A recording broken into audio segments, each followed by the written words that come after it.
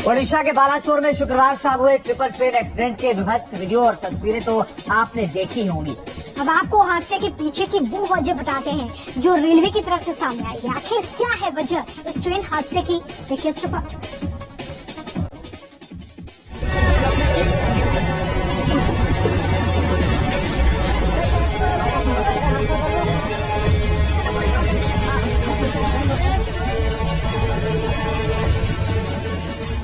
एक कोरोमंडल एक्सप्रेस, दूसरी बेंगलुरु हावड़ा एक्सप्रेस, तीसरी मालगाड़ी।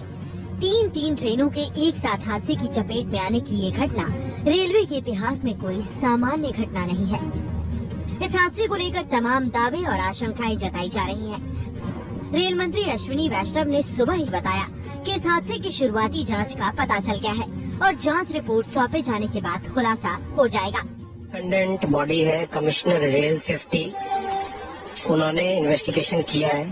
मेरा इस वक्त कमेंट करना ठीक नहीं होगा। Let the inquiry report come out, but the cause of the accident has been identified and the people responsible have been identified. So अभी कुछ भी करना ठीक नहीं है। Let the entire thing be investigated by the proper investigating authorities. जांच report के खुलासे से पहले अब तक ये जानकारी है कि स्टेशन पर खड़ी मालगाड़ी से डिरेल हुई एक्सप्रेस ट्रेन टकराई और फिर उसकी बोगियां दूसरी पटरी पर जा गिरी, जिससे तीसरी ट्रेन आकर टकराई। इन हादसे में सवालों का जवाब तलाशना जरूरी है। क्या सिग्नल की खराबी से ट्रेन गलत ट्रैक पर डाली गई? क्या गलत ट्रैक पर जाने से एक्सप्रेस डिरेल हुई? क्या हादसे के बाद दूसरी ट्रेन की भी गलत सिग्नलिंग हुई? क्या पहले हादसे के बाद दूसरी ट्रेन को रोका नहीं जा सका? इन तमाम सवालों के जवाब उस रिपोर्ट में जरूर होने चाहिए, जिसके बारे में रेल मंत्री ने खुलासा किया है कि 48 घंटे के अंदर शुरुआती रिपोर्ट आ चुकी है। कहीं ना कहीं गलती हुई है, बहुत बड़ी गलती हुई है। सिग्नल जो है वो दिया गया यहाँ से और सिग्नल देने के बाद जो है कोरोमंडल एक्सप्रेस को ग्रीन सिग्नल देना ही एक बड़ा घटना की वजह जो है वो बनती हुई दिखाई दी, क्योंकि 2 नंबर पे कोरोमंडल एक्सप्रेस दूसरे ट्रैक पे आ रही थी और तेज स्पीड से निकल रही थी, लेकिन जो मालगाड़ी थी वो जो 2 नंबर से 1 नंबर ट्रैक पर जा रही थी वो पूरी तरीके से खड़ी नहीं हो पाती है और ट्रैक पे 2 नंबर पे 2 ही गाड़ियां एक तरह से होती हैं और एक भीषण हादसे का शिकार होती हैं।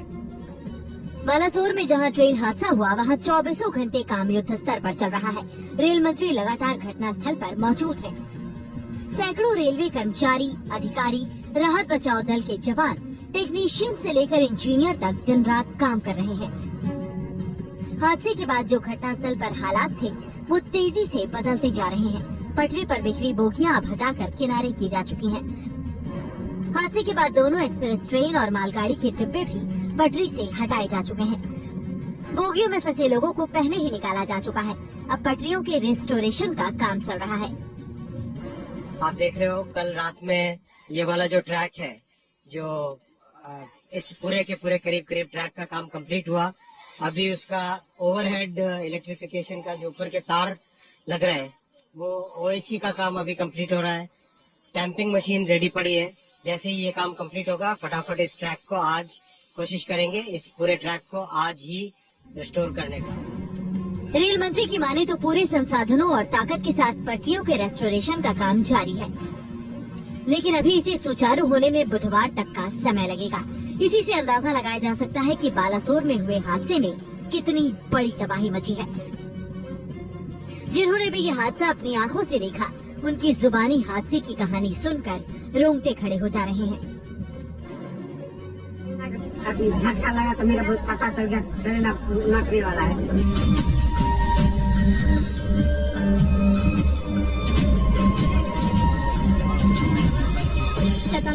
बचने कोई उम्मीद ही नहीं है, जैसे कोई बचेगा नहीं से।